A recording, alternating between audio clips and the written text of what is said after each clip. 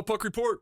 I'm your host, Jay Stevens, and what an amazing week for me because, like I said, a couple nights ago, I was lucky enough to have Kevin Stevens in here, a friend of yours, I think. Yeah. You said so. Kevin Stevens, somebody that I just grew up idolizing, but the very first hockey game I ever went to was Salt Lake Golden Eagles, obviously. The first years I started watching hockey, I just was blown away by this kid that came in who was just a little bit older than me and had such an impact on the Salt Lake market that I've almost been afraid to have you on the show. I've had it said before, but Theo Fleury, I can tell you at least 5 of my friends have their kids named Theo because of you. Wow. So Theo, thanks so much for being on the show. Yeah, no, thanks for having me. And it's, it's obviously great to be in Salt Lake. I feel like my life has just completely come full circle. You know what I mean? And, we were in Ogden today and visited with the Mustang team and, just seeing those young kids in that dressing room, I wasn't too long ago. I was one of those kids. Yeah. But I'm so happy that the NHL finally came to its senses and we have a NHL team in Salt Lake City because I know when I played here, the fans were incredible. The city, like, there's no better place to play. Did you truly believe, you're like, hey, Salt Lake should have a NHL team? 100%. Really? Absolutely, yeah. Wow. There aren't, I guess there were a lot of guys that came through that talked, when the rumors were going around that was going to happen, and we had some IHL players, and I've had Cherno on here, Yeah. I've had a bunch of guys on the show, and I was like, do you think so? And they're like, Utah is kind of undercover. Salt Lake's undercover is a really good market. And I get why it doesn't work for the NBA players might not love it as much. It's not a destination for, but hockey players love Salt Lake. Yeah, absolutely. It's a great place to live, great place to raise a family. And when I was here, we had great really hardcore hockey fans who loved the game and loved the sport. And then, when I was here at the Olympics in 2002 and saw, what an incredible show that the city put on for all of us and to have that scenario, Canada, USA in the hockey final, you couldn't have written a better script. And, thank God the right team won, what I mean? So, man. Yeah. I every time we have a game, I play at the Maverick Center quite a bit, and I always look at that center ice. And I'm like, there better not be a loony in there. Yeah. Anyway, let's start. I think there's a Trump coin there now. You guys, your autographs are still all in the back room. Have they? Yeah. Have you guys been through that? I haven't been there yet. We're going there tomorrow, so I'm looking forward to seeing it. Let's start from the beginning. Tell us about growing up. What's your first hockey memory? Where are you from? A little bit of that story for our audience. So my dad was a really great hockey player, and in 1963, he was drafted by the New York Rangers. And the summer before he was going to training camp, he was playing in a baseball game where he was a catcher, and sure enough, there was a pop fly between home and first base, and there was a guy on third. My dad ran up the line, caught the ball. The guy on third tagged. They both ran to home plate. There was a collision at home plate. My dad broke his leg. No way. Needless to say that his dream of, playing in the NHL was figuratively and literally shattered that day. But he rehabbed his leg back enough that he did play some very high-level hockey. And so as a kid, and you got to remember there's only 6 teams in the NHL, right? So senior hockey in Canada was big. Every little small town had a hockey team. And I would say there was a lot of senior hockey teams who could have went to the Montreal Forum and not been embarrassed. That's how many good hockey players there were in all these small towns. Wow. And so what happened was my dad got offered a job in a small town called Russell, Manitoba. Okay. And so I moved there as a 6-year-old, and it just so happened that the 13 best athletes in this little town were my age, 6 years old. And then we had 3 incredible, amazing fathers who became our coaches. And we would play together for 9 years together. Wow. The same 13 guys. Were all those other dads ringers for the company too, like former pros, or is it? Well, my coach played with my dad on the senior team, and a few of the boys' dads played senior hockey too. But it was just like it was almost like destined that I was supposed to move to this town, and I mentioned it to the kids today. Is that experience, those 9 years, really set me up for the rest of my life, because with that team, we won 3 provincial championships in hockey and 3 provincial championships in baseball with the same 13 guys, same 3 coaches. Wow. And, we were 1 game away from going to the Little League World Series. No way. Yes, in baseball. And so, what I picked up is I picked up the blueprint for success. Yeah, I guess so. As my professional career, I won at every level, junior, minor league, NHL, internationally. So I really believe that experience as a kid, like I said, set me up for the rest of my life. Do you think playing multiple sports growing up helped you?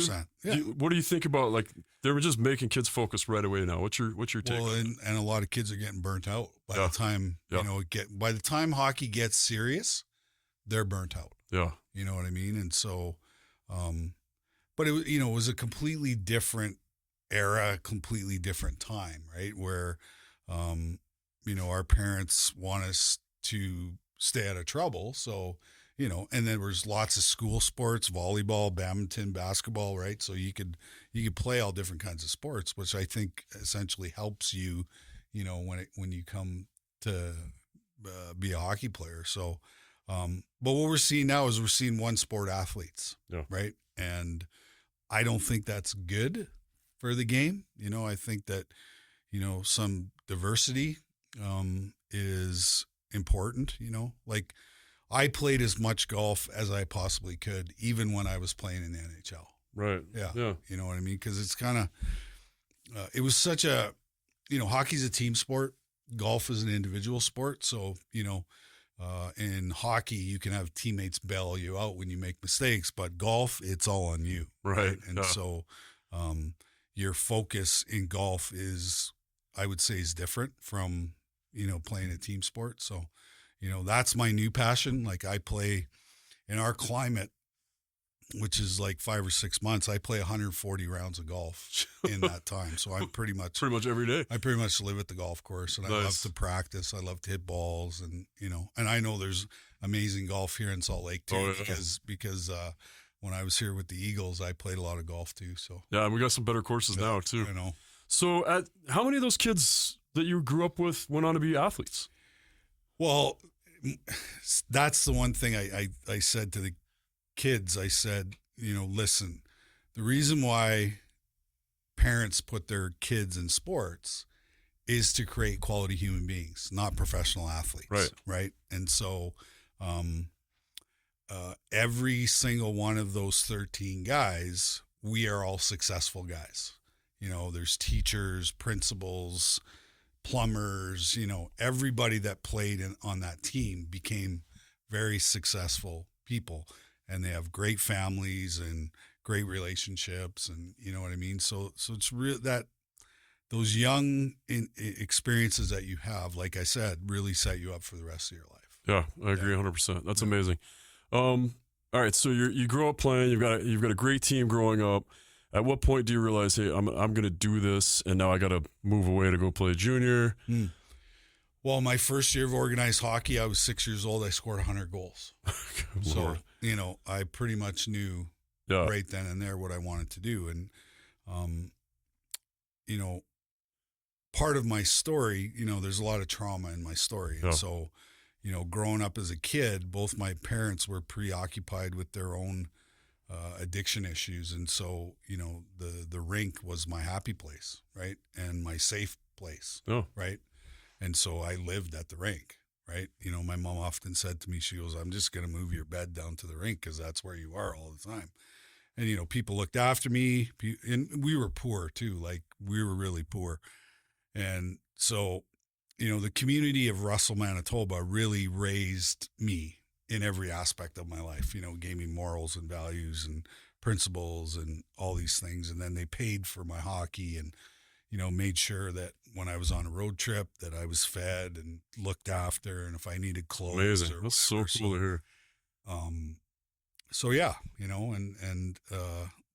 I would say they're probably the biggest reason why, I've had the life that I've had and the career that I've had. And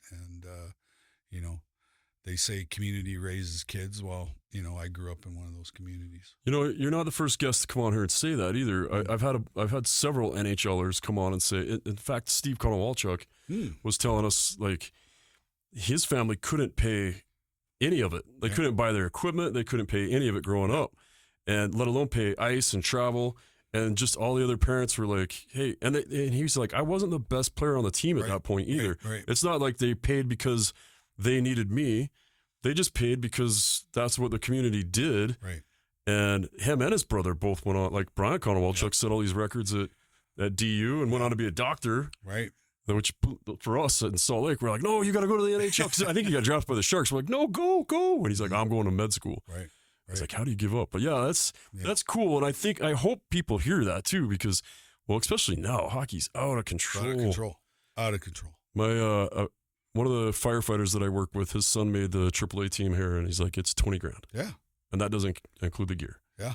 $20,000 a year. It's out of control. Yeah, that's crazy. Well, you look at, Patrick Kane's parents paid $250,000 for him to get to the NHL. Right, yeah. Right?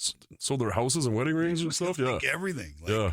Unbelievable. And I don't know if there's a solution to that, but, I would hope that we would take a better look at it, because I think the next Wayne Gretzky won't be able to afford to play hockey. Yeah, you're probably, I mean, it's got to already be happening. Yeah. It's definitely got to be happening. Mm-hmm. Okay, so you're great. You're scoring 100 goals when you're 6. It's freaking crazy to think about. And then you go on, and what's your first junior team? So I was a part of the very first Bantam draft that was held in the Western Hockey League. Oh, okay. And I was picked by the Winnipeg Warriors, who are now the Moose Jaw Warriors. Oh, okay, yeah. Okay. And so when I was the summer after the draft, the scout and general manager who discovered me came to my house, sat my parents around the kitchen table, and said, we think Theo needs better competition, better coaching, and we'll find him a great place to live in Winnipeg. And so I moved away from home, and I played in the Manitoba Junior League with the St. James Canadians as a 15-year-old. What the? 4'9", like barely 100 pounds. I played junior hockey. I had no idea that, and when I played in the Manitoba Junior League, they talked about a lot of, some other guys that came through, but man, I had no idea you played in that league. Yep. And then the year I was in Winnipeg, the team got sold to Moose Jaw. Okay. And so the following year, I moved with the team to Moose Jaw and played 4 years in Moose Jaw. And I was telling the kids today, I go, it doesn't matter what number you get drafted, because my draft year, I had 110 points in the Western League. Yeah. I didn't get drafted. Okay. So that's 200 and whatever picks. Right. And then the next year, I had 130 points, and I got picked in the 8th round, 166 overall, by the Calgary Flames. So basically, I went 472nd in the draft, right? Yeah. But that's all I want. I wanted to get drafted, because all that is an opportunity, right? That's an opportunity. Like a guaranteed opportunity. Yeah. And so, when I got to Flames camp that fall, I kicked down the front door of the dressing room and I said, I'm here. Let's go. Let's do this. Right. And it was funny. When they drafted me, the assistant general manager of the team was a guy named Al McNeil. Okay. Who just recently passed away, unfortunately. And he took his pen and he threw it across the table and he said, "We drafted another effing jockey," he said. Oh, man. Because that's why, honestly, that's why you're going to the 8th round. Yeah. How tall are you? Right. I'm 5'6". I was 5'6", like 150 pounds. Yeah. That's the only, you're putting up the points. You're doing everything you're supposed to be doing. They But guys actually can't get past drafted me to come to Salt Lake because they knew I'd put butts in the seats and, Really? Oh yeah. Yeah. They had no intention of me making the NHL. They just thought this guy will be a solid minor pro guy. He'll put butts in the seats and all this stuff. And what they didn't know was, those intangibles that, Yeah. that you can't measure. And, when I got here, like there were some great players. Oh yeah. Like there were some great players. And so I played with great players and I just kept getting better and I kept getting better. And then, by Christmas time, like I was leading the IHL in scoring, like by lots, like not little, like by lots, and I remember we played the Denver Rangers on New Year's Eve, and I was getting ready to go out and have a good time and enjoy the bringing in the new year. And I scored a hat trick on Mike Richter that night. Yeah. I was there. Yeah, and we beat him 3-1. I had all three.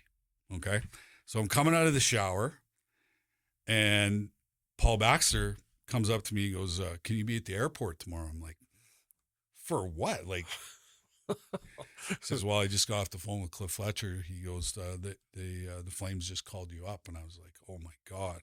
Right? So that's every kid's dream is to So did you really not expect to get pulled up, even though you're destroying the IHL? No, I knew that I would get a chance. Okay. I just didn't know when because, I went to a team that won the Stanley Cup, right? Yeah. And, when I went up to Calgary, guess who had to sit out? Lanny McDonald, No way. right? So I'm trying to grow my mustache after. You know what I mean?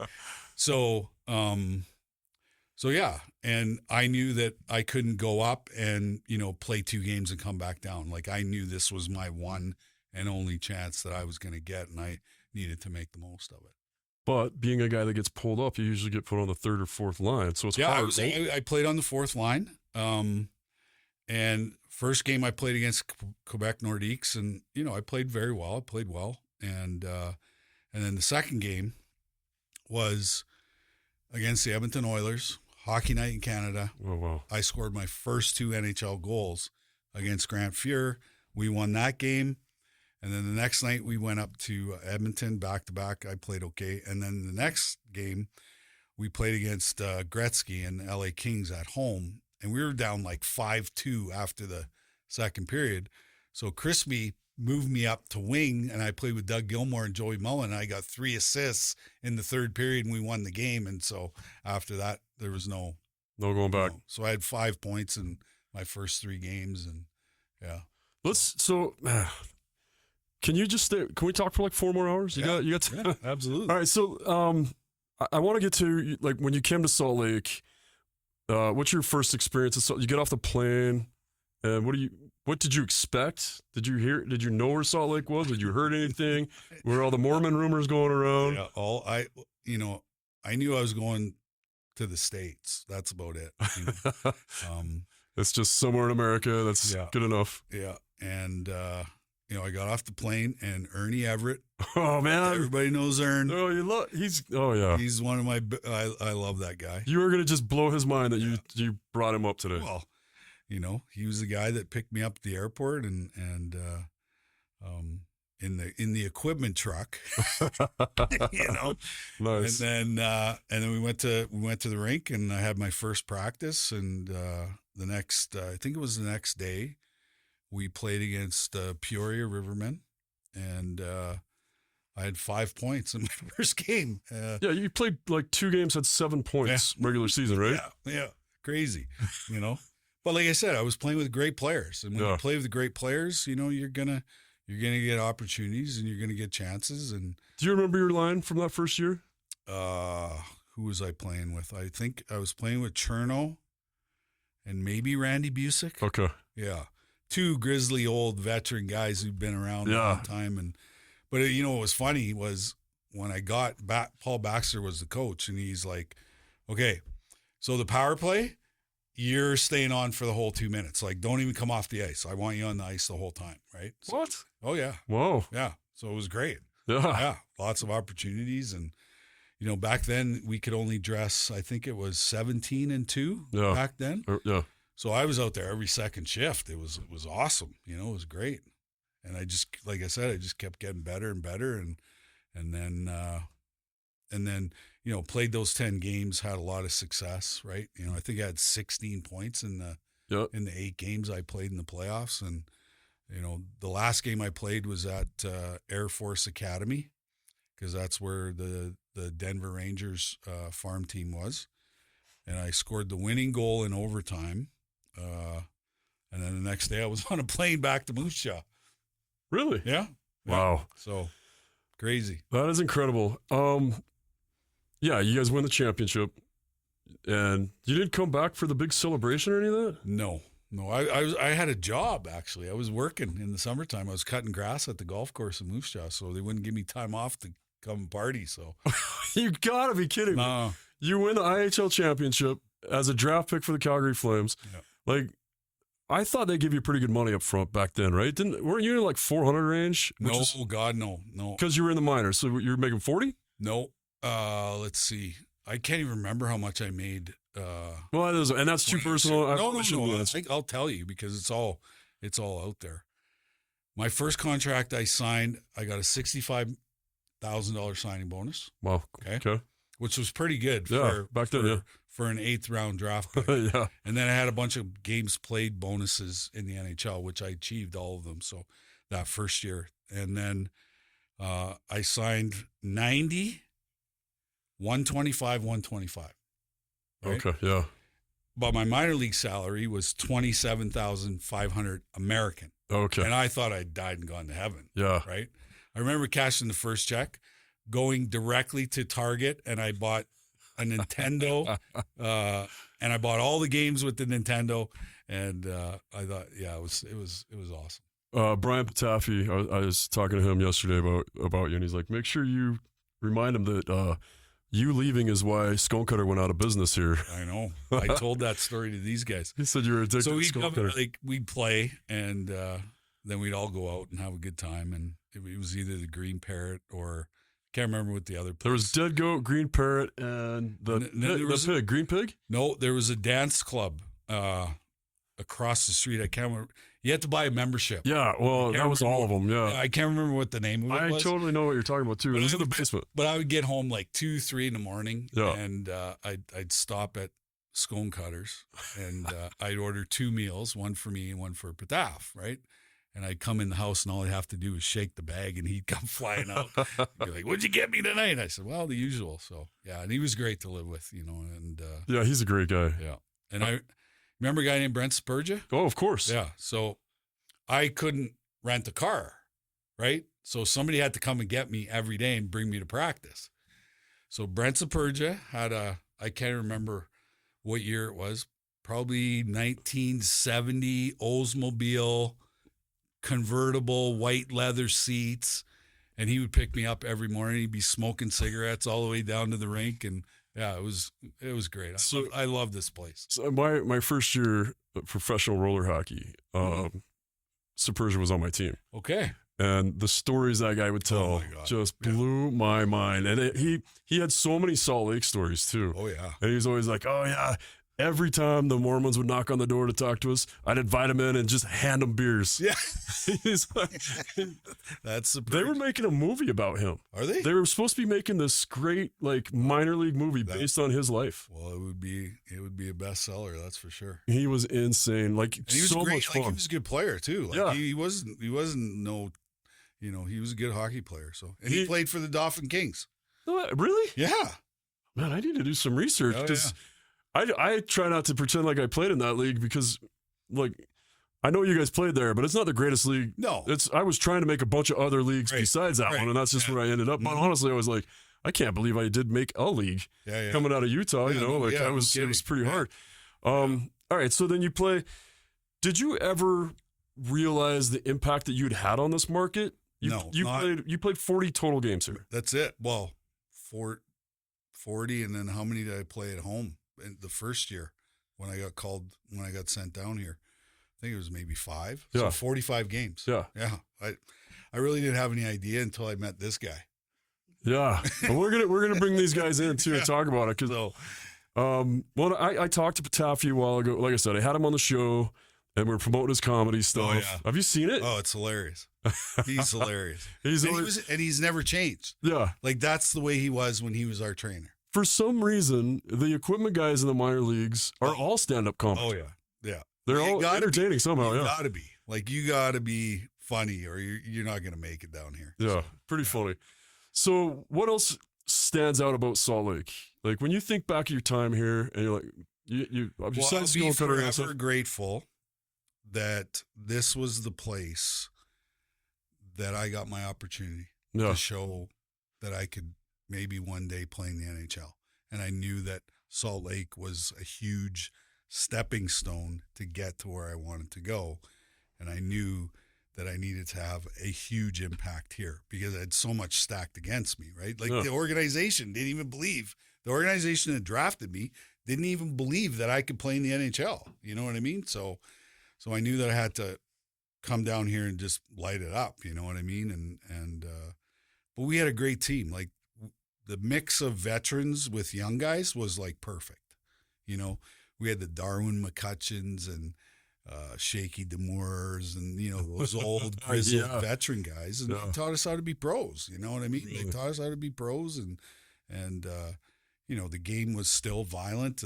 The game was still very barbaric and you know, not being the biggest guy in the world, having, you know, guys to protect me and allow me to have room out in the ice. You know, that was huge. So who protected you here? Was it Banks?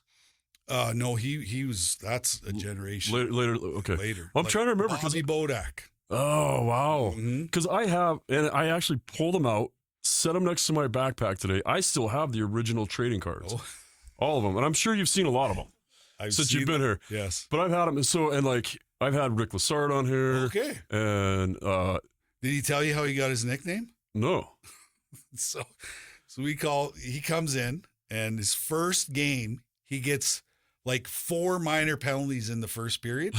So we called him Deuce. Oh, I had no idea. Yeah, so that was his nickname. That's the most family-friendly nickname I've ever. So that's perfect. Yeah. But yeah, those trading cards, they pop up all the time. Those Salt Lake Golden. That's awesome. And you can get on Facebook right now and look at Facebook Marketplace and type in your name like locally, and somebody's always like, "I've got Theo Fleury's real rookie card, and I want $500 for it." Oh, nice. Or something like that. And I'm like, I've got packs of those. Oh, cool. And I can't believe I forgot them.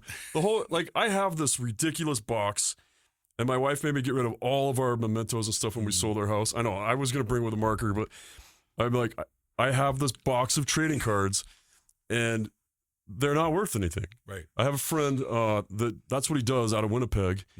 He's like a roller hockey legend. Okay. Michael Hunt is his name. Okay. He goes by Mike, but I'm not going to say that. But that's what he does for a living, and we've had him on the show. We've talked about cards. I've got a couple Wayne Gretzky cards, and we've got, and Monica's like, my wife's like, just leave all this old. We're not taking all this stuff, all the teams I played in the college or whatever. My kids growing up, we had all this stuff, and I'm like, I can't. I'm taking my Theo Fleury card, man. I'm taking this box of Golden Eagles cards because to me, watching you guys play is why I became a hockey player. Right. My first number was number 9, which is what you wore yes, here. I wore 9 here, yeah. And everybody's like, "Hey, goalie, you can't be number 9." I'm like, "But Fleury was. Like, I gotta be number 9." Yeah. And I don't think anybody ever really knew that. So, and I switched my baseball number that year. Like you had such impact, like right away. And like I said, Jim Murray, a friend of mine that's my age, that worked like his friends from Brighton were like rink rats and would help set up the nets at the Salt Palace. And his son's named Theron. Really? Who's now a firefighter also. And like I tell you, there's 4 or 5 kids out there that are named after you.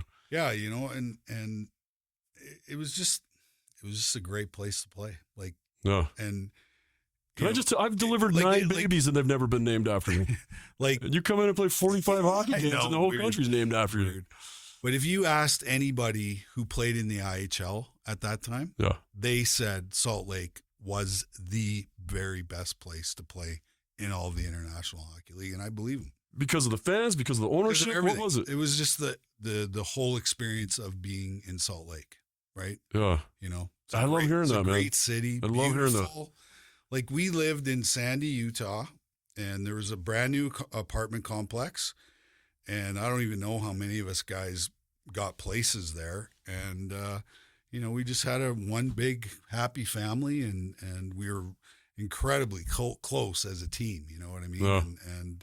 And close teams win championships. Yeah. You know what I mean? So, and then you look at like, how do I create this as a coach? How do I create this as a GM? And it kind of just almost has to organically happen. Yeah. Or you can cut guys out. Yeah. It's not very often that you get a special group of guys together that all click, that all like each other, that are all pulling on the same direction of the rope. Like it's, I played hockey a long, long time, and I've, been very blessed to play on a lot of great hockey teams. You know what I mean? And, Cherno was a great captain. Yeah. Randy Busick was as solid a guy as you're ever going to meet. Stu Grimson, solid a guy as you're ever going to meet. You know what I mean? And Peter Lappin was a great player, college kid. Paul Ranheim. Oh, yeah. You know what I mean? Paul Ranheim scored 68 goals. 68 goals in 1 year here. Yeah. You know what I mean? And then you have all those character guys like Chris Biotti and Clarkey. What was his first name? Can't remember. It was Greg Clark, right? Yeah, Greg Clark, Bobby Bodak. It was just a perfect mix of like awesome guys.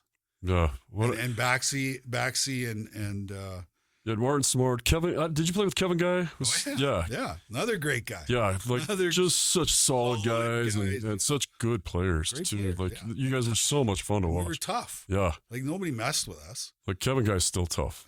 Like I still play with him to this day. Okay, he scares me. And he stayed here. Yeah, he stayed here. Great. Awesome. Did he meet a girl from here? Yeah, I think that's our trap. That's how we get. Yeah. We have beautiful women. Oh, I know that. We get in bring in a bunch of Canadian hockey players. Our women seduce them like sirens, and then that's how we got better at hockey. Yeah. We got better coaches that way. Yeah. We probably have to edit that part out. Yeah. But yeah, it's just a great place. Like I can't say enough good things about, playing here. It was fun. And my host family, oh my God, like they were amazing. Yeah. They were amazing. And I just love hearing you. I love hearing that you loved Utah. Yeah. Because you never know. Like a lot of people come through and either they do love it or they don't love it. But you know what? I never heard of you coming back. Did you ever come back to visit after? Or? No. But I just. I mean, obviously you're busy winning Stanley Cups, and life got in the way, and I had a child already by the time I came here. Oh, really? Yeah, my little guy was almost a year old. And how old were you? I was 19. Oh, cool. Yeah. I did that too. Yeah, and so. Yeah. So life just got in the way, but I never forgot about Salt Lake. And then, when it was announced that the Olympics were going to be in Salt Lake, I'm like, I have to be on that team. Like I have to be on that team. Really? And that summer I never trained harder my whole entire life. And like, I was in the best shape of my life, and then went to New York and played on a line with Eric Lindros and Mike York. And they called us the fly line, Fleury, Lindros, and York. Okay. And basically, for the first half of the season, like we lit it up. Like there was not a better line in hockey than the three of us. And Eric and I made Team Canada, and Mike made Team USA. And so, I just came back here, and I was just like, yes. This is awesome. So it was a little extra special for you to win the gold medal here. 100%. I guess it was like my life came full circle. Yeah. Almost like it is right now too, like being 56 years old, and most of that is behind me, but Salt Lake was the place where I convinced the Calgary Flames that what, you should probably take a good look at me, because I think I might be able to help you win a Stanley Cup. And that's so crazy. I had never heard of a team drafting somebody for the minors, because a lot of the times, and we have Jordan Parisi on here all the time, JP's oldest son. Yep. And he talks all the time about like just gutting it out in the minors and doing everything he can to get wins, and finding out that the parent club doesn't care if you win or lose.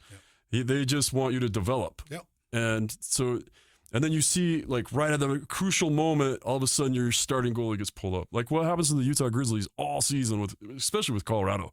Colorado's had so many injuries, and they're like, you think the parent club would care a little bit, but they don't. They just, we need that guy at the top right now. Mm-hmm.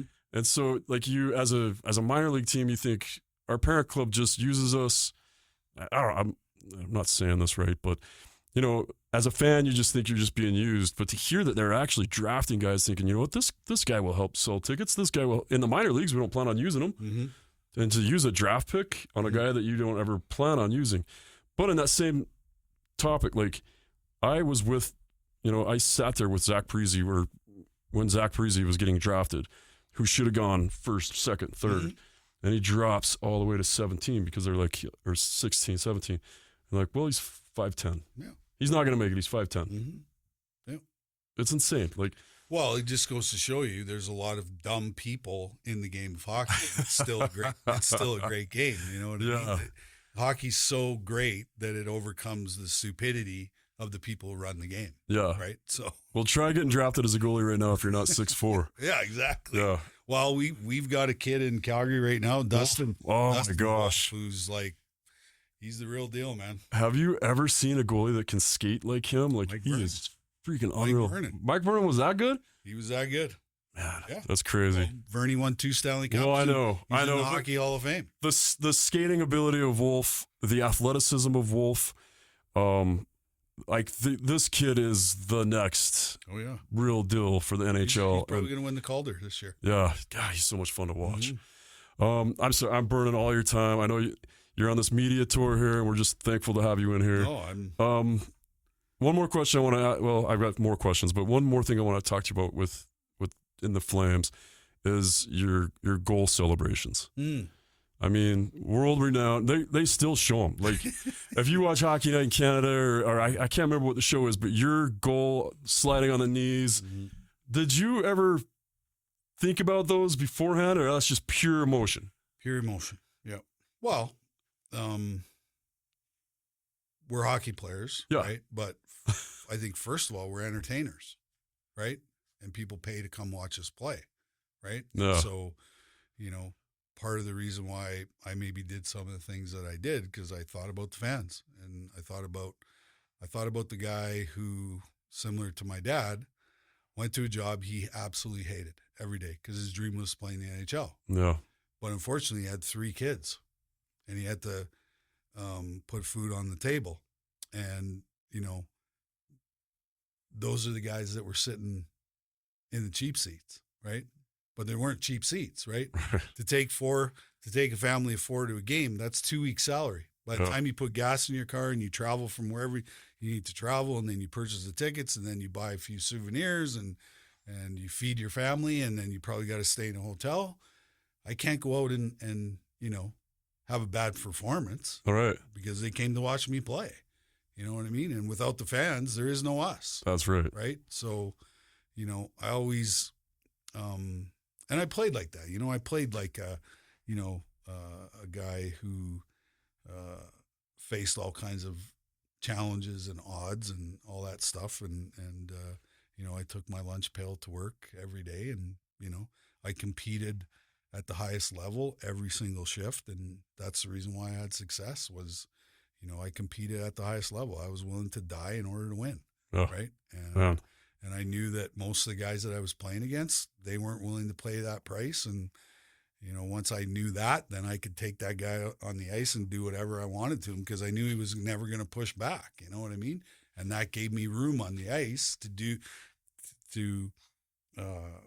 you know, put out this God-given talent and ability that I had, and this skill, you know what I mean? So, yeah, it was, and believe me, I learned that playing in Salt Lake, because the IHL, there was some scary dudes that played in the IHL. And, like, I'll never forget, we went to Flint, Michigan, and, you ever played a game there in that old building? Yeah. It's a scary building. Yeah. Like, it's made out of wood, and, you know, there's all kinds of pillars. So we go in there, and Flint's just coming off the morning skate, and Val James, who is like crazy tough guy, and Marty McSorley's little brother. And what they had done is they had taken a heavy bag and tied a rope around it and hung it over the boards on the ice. And then they taped a towel around it. And 30 seconds, they were hitting the heavy bag like they were fighting on the ice. And I'm just like, what is going on? You know what I mean? Yeah.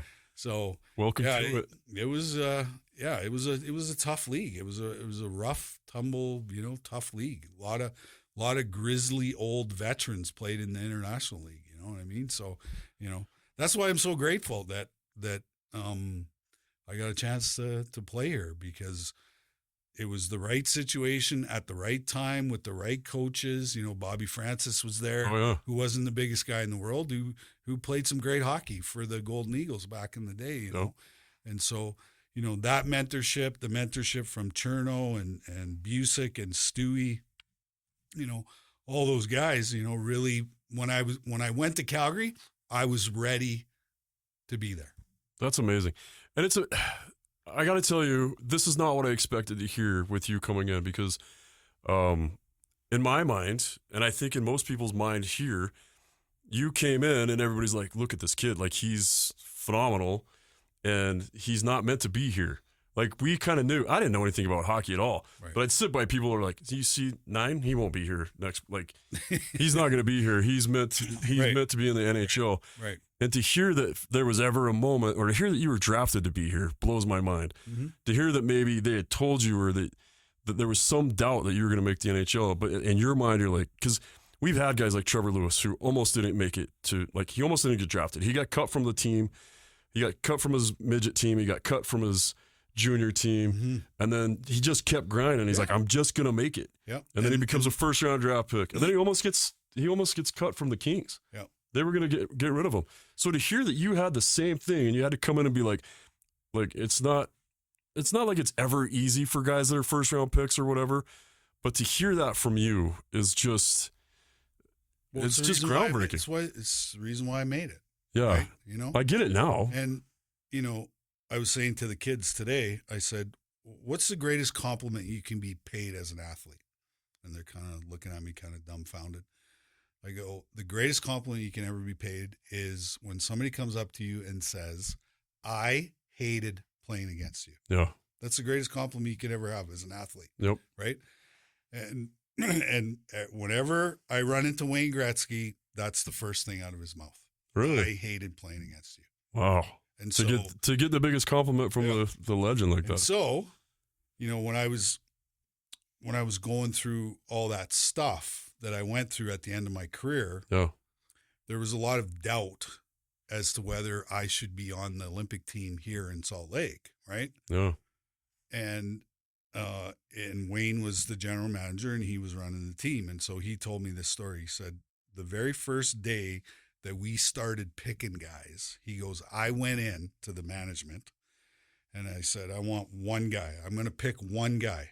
And he goes, this guy, I absolutely hated playing against him and he has to be on this team. And he said, I want Theo Fleury on the team. Good Lord. Yeah. The greatest player in our game. Right? Yeah. So, yeah. And it worked out. How many points did you put up in the Olympics? I didn't score a goal, and I was one of the best players. And that's what I mean about competing. Yeah, right.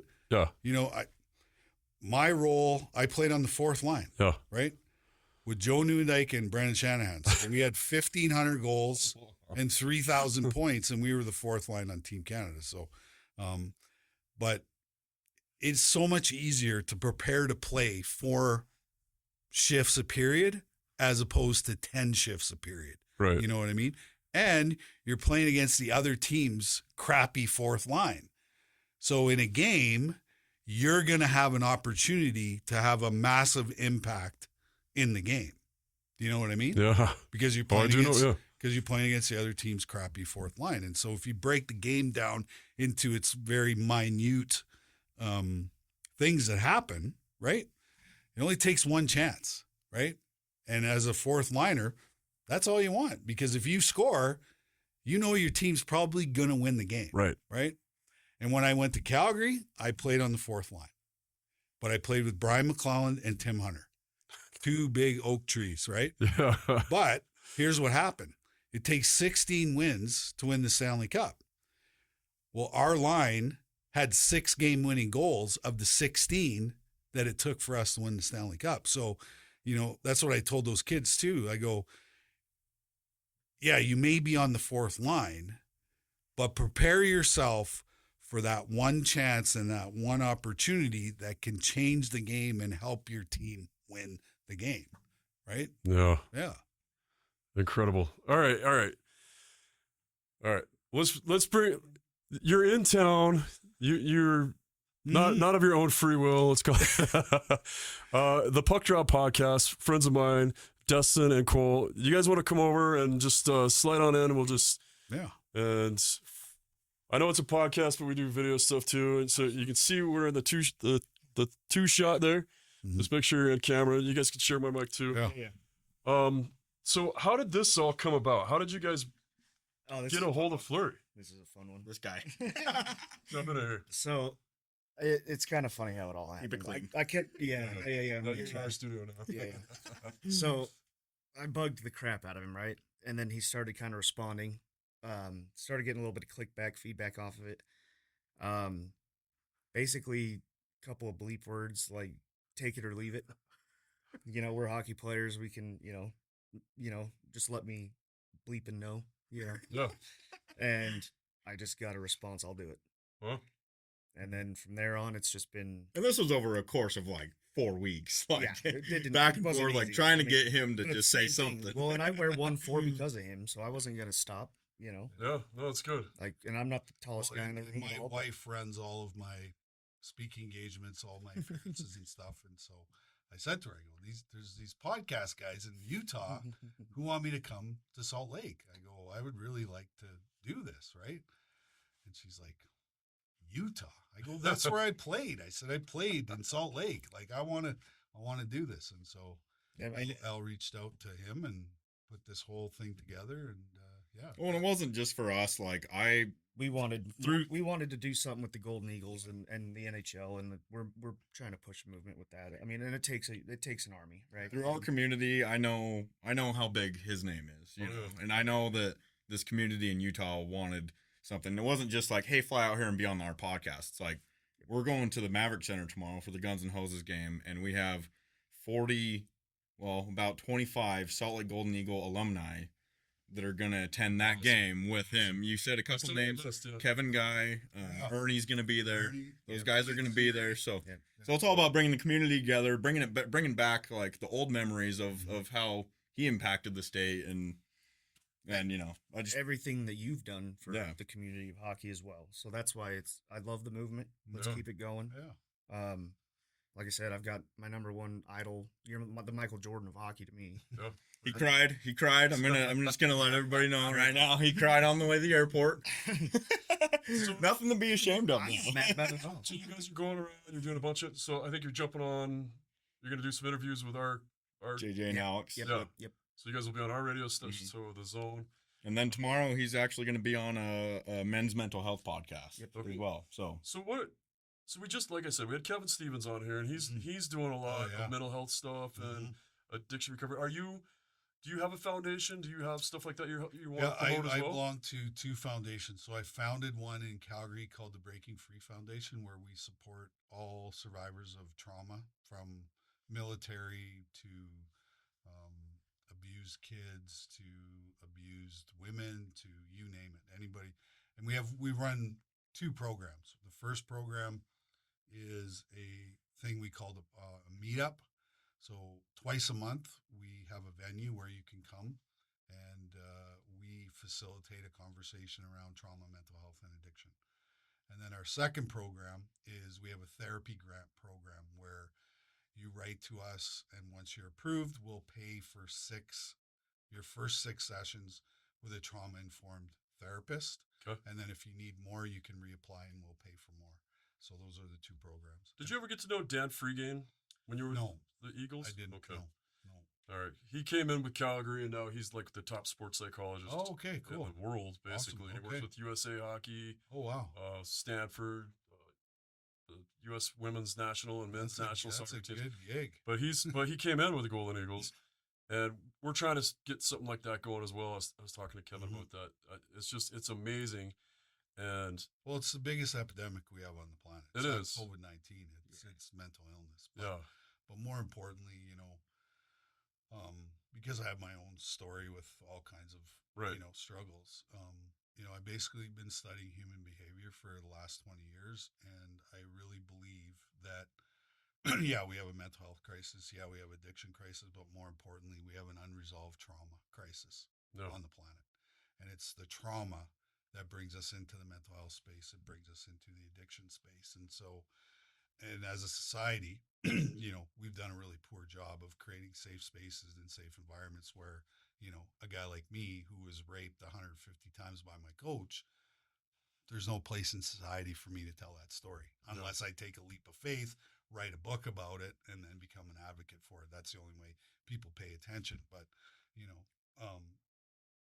and I have a platform and all that. Well, there's a lot of people out there who don't have a platform, who are struggling, who have nowhere to go, nobody to talk to, right? And so my sort of job and goal over the last 20 years is pushing people more into the direction we need trauma informed education more than we need mental health psychologists and psychiatrists, you know what I mean? no, I get it. Yeah, Because I spent $1 million on therapy, and I've done every kind of therapy known to mankind. But the cheapest, most effective kind of therapy is group therapy, where you get a bunch of people in the room who've had the same experience, and you have one courageous, brave person stand up and tell their story, and everybody sees this and they go, holy cow, that happened to you. Well, it happened to me too. And now they feel safe, right? yeah. And once people feel safe, then the magic of healing They can happens. start healing. Then Yeah. the magic of healing happens because you get to tell your story Well, and without judgment, yeah, we are. without somebody taking that information and using it against you. It's just a safe environment where you can just unload this stuff that continues to eat at your nervous system, and it's not good, right? So if there's somebody out there that's struggling right now and wants to reach out to you, to your foundation Mhm. for this therapy, how do they get a hold of you? It's breakingfreefoundation.ca, or I always tell people my DMs are wide open, Okay. and you can reach out to me, and I guarantee I will get back to you within the half hour when you're sending me that note. Like I Wow, get That's 300, big. I get 300 messages a day on social media from Yeah. people who are struggling. Jeez, man. And now that I have a whole bunch of resources all over North America, I can point them into the right direction to get the help that they need and Yeah. start that. Even with journey. that, anything that we can help with, Mhm. by all means, Yeah. let's do something with Yeah. that. you know? It's weird. Well, a long time ago, like, right after I had Patafi on, I'm like, you got to get me Fleury. And he's like, yeah, just say the word. And then I told my bosses there, and they're like, well, we have an addiction podcast right now, and we're afraid that you'll step on it. Oh, So, and I'm like, so don't bring Theron Fleury on. And they're like, just wait. And now I'm at the point, well, now it doesn't matter. I can just do whatever I want. Right, But like having Kevin on last week, and even just as weird. So I've been a firefighter paramedic for 27 years yeah, now. like there's So you guys are rampant PTSD. Yeah, for sure. Oh, Yeah, we're all kinds it's of messed crazy. up. And in my entire career, I've been doing, like, you get up and you talk about fire department stuff and whatever. You teach a bunch of kids and stuff. They're like, do you have any questions? And in the last month, 3 times, somebody said, what do you guys do for your mental health? Like, how do you recover from all the stuff you see? And I'm like, in 27 years, I had never heard that question. Right. And we had never really addressed it until 3 or 4 or 5 years ago. We started kind of thinking like, hey, we're having a bunch of guys off themselves. I wonder if that's going to get. I was just going to say that. Right, yeah. You probably had a bunch of suicides. Yeah. And now you're going to take a look at it. Now we're trying to figure it out. So Because here's what happens. Okay. Every time you're in a very high stress, traumatic environment. Yeah. If you don't debrief after that incident, then it's going to layer. Okay. So every time you go into a situation where you're experiencing trauma or you're seeing trauma, and then it starts to layer into your nervous system, you're eventually going to end up with PTSD. Yeah, for sure. Right. And so, it's important that the group of you that goes to a call, after that call is done, you need to debrief Yeah. and talk about what you saw and how you felt and all that. And if you do that, then it doesn't layer in your system. You actually get it out. But here's what happens. You go to a call, get all that stuff done, you get another call and you're back out there again. Yeah. You know what I mean? So there's really no time for you guys to decompress, to talk about it and whatever. And so it layers and then you end up with PTSD. Yeah, right? for sure. And it kind of hit home. Like the Utah Hockey Club has Archie. It's their dog, Okay. and they take it around and they're raising it to be a PTSD dog. It's going great. to help you with that. Yeah. And they brought it to my firehouse. I'm like, man, I'm just so in love with this dog. And I go to all their practices and it's there, and I love this dog. And they're like, oh yeah, you can have it. And I'm Awesome. like, they're like, because 27 years, you gotta have PTSD. I'm like, no, I'm fine. Wait, maybe I'm not. I don't know. How do you know? So anyway, that's kind of the stuff we're starting to get into now. Good. And and we're getting more advanced yeah. as we go along. I'm a big holistic guy. Okay. And so what I've learned over the last little while is, listening to frequency is like taking medication. So instead of taking synthetic brain chemistry, you can actually put on a track. I've heard about this. Frequency that is the exact same thing as taking the big pharma. You're not going to get any side effects. You're actually going to get better. Right. Because it's rewiring your nervous system that's on high alert 24 hours a day, right? That was me. Like as a kid, being around my parents and stuff, like I was afraid all the time because I didn't know, it was so unpredictable. My household was so unpredictable that I lived in a very high stress environment as a kid, right? So, Yeah. Yeah. Well, thank you for your service. Yeah, of course. I mean that. No, I know what you guys do, and I love you guys. And I just want to, I remember towards the end of your career, honest to God, I think people were rooting against you. I think people knew you had a problem, and it felt like some people were rooting against you, which like did not sit well with us, right? Like we're all, Utah is Theo Fleury. Like we are behind you 100%. And thank God you got through all your stuff. You're healthy, and now you're out here helping people. And I think all that you did before, all the success you had as a hockey player, all the people that you got behind you, built you for what you're doing now. 100%. And I think that the you're willing to be vulnerable and talk about it is you're going to save lives. Well, it's the only way I knew how to save my own life. Yeah. Right? Yep. Is, I tried everything on the planet to get rid of what I was feeling and hadn't tried honesty. Yeah. And what a better time to have you here in Utah. Right. Yeah. No, it's so good. And the world's a crazy place right now. You know Yes. what I mean? It's like we're close to imploding, and, so many people are hurting. So many people are damaged and not a lot of people are selling hope right now. Yeah. You know what I mean? So, that's what I try to do, sell hope that no matter how far down the ladder you fall, you can always make it back, and, there's a great saying, when the student's ready, the teacher appears. And, when I was ready to take this on, this healing thing, sure enough, everywhere I went, the teacher showed up, and every little thing that I needed to work on, that person showed up in my life. And what was it? 7? What is it? 7? I got it on my phone here. 7,028 or something, maybe? Close. Yeah, 7,075 days ago, I hit my knees in a washroom and I turned my will and my life over to the care of God as I understand Him. And He saved me and took away the obsession to drink and do drugs. And it's been great ever since. Well, absolute beast. We're thankful for you. Thanks to you guys for bringing them in. And I know it's going to be a fun tour for you guys tomorrow. Mm-hmm. I going to the game tonight. I started Guns and Hoses. Okay. That's my little baby here. I ran it for 17 years and then turned it over to other people to run and let some other. I can't always steal all the glory, Well, shout out to first responders, not just you, but everybody else watching, like all you guys that are getting involved in the Guns and Hoses. I played in the Guns and Hoses in Winnipeg for, I think it was 2 years in a row I played in that game. Oh, really? Yeah, it was awesome. Nice. Yeah. Very cool. And it's one of the Utah Grizzlies' biggest nights. It is, Of their it entire always season. has been. It always has been. They better sell out tomorrow for. Yeah, I hope so. And so you guys are going to the UHC tonight. Yeah. Going to the game tonight. Can't wait. I want to see this new building. What's your vote for the name, Theo? Oh, yeah. Outlaws. Outlaws. All right, now there's No no hesitation. First choice is Golden Eagles. Second choice is Outlaws.